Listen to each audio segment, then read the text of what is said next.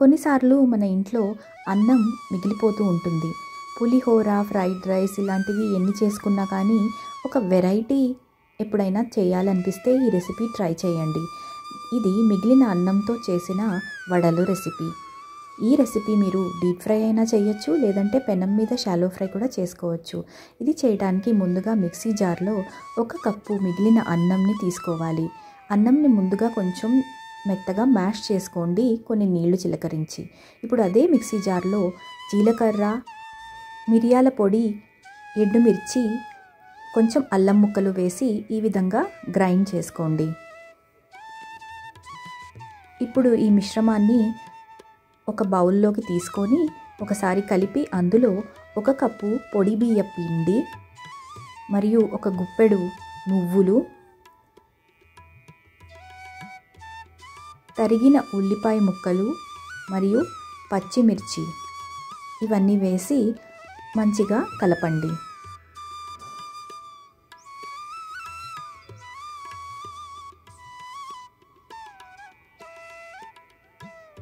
ఈ విధంగా మెదుపుకున్న తర్వాత రుచికి సరిపడా ఉప్పు కూడా వేసి ఒకసారి మిక్స్ చేయండి. ఇది ఒక డో లాగా ఫామ్ అవ్వాలి. మీరు కావాలంటే కొంచెం నూనె చేతికి రాసుకొని కూడా ఈ ప్రాసెస్ చేయొచ్చు. ఇప్పుడు వీటిల్ని వడల్లాగా ఒత్తుకోవడానికి ఇలా రౌండ్ బాల్ లాగా చేసి ఇటువంటి గిన్నెతో లైట్గా ప్రెస్ చేసి దాని తర్వాత ఏదన్నా ఒక ఇలాంటి కట్టర్తో రౌండ్ షేప్ వచ్చేలాగా మధ్యలో కట్ చేయండి. ఈ విధంగానే మిగిలిన అన్ని వడల్ని తయారు చేసుకొని పక్కన పెట్టుకోండి.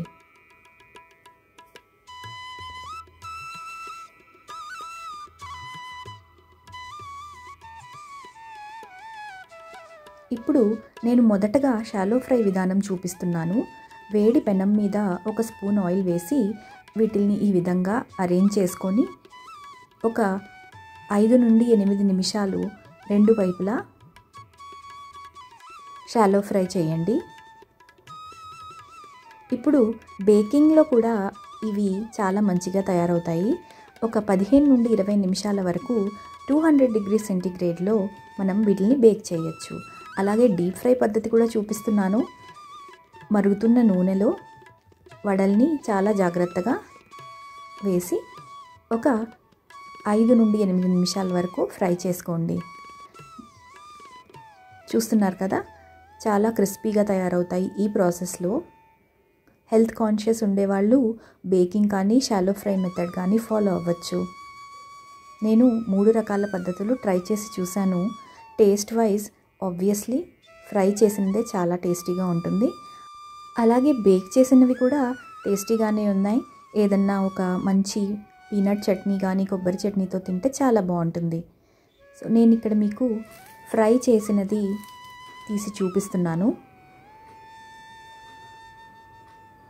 ఈవినింగ్ స్నాక్కి ఇవి చాలా బాగుంటుంది.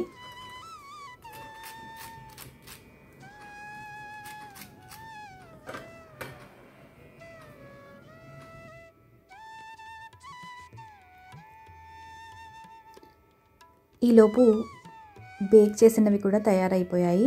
చూస్తున్నారు కదా, కలర్ రాకపోయినప్పటికీ క్రిస్పీనెస్ మాత్రం ఆయిల్ ఫ్రై చేసిన దానికి ఏమాత్రము తగ్గలేదు. సో మీరు ఎప్పుడైనా ఈ రెసిపీ ట్రై చేస్తే ఎలా వచ్చిందో నాకు కమెంట్స్లో చెప్పండి. వీడియో నచ్చితే please like and subscribe. Thank you so much for watching.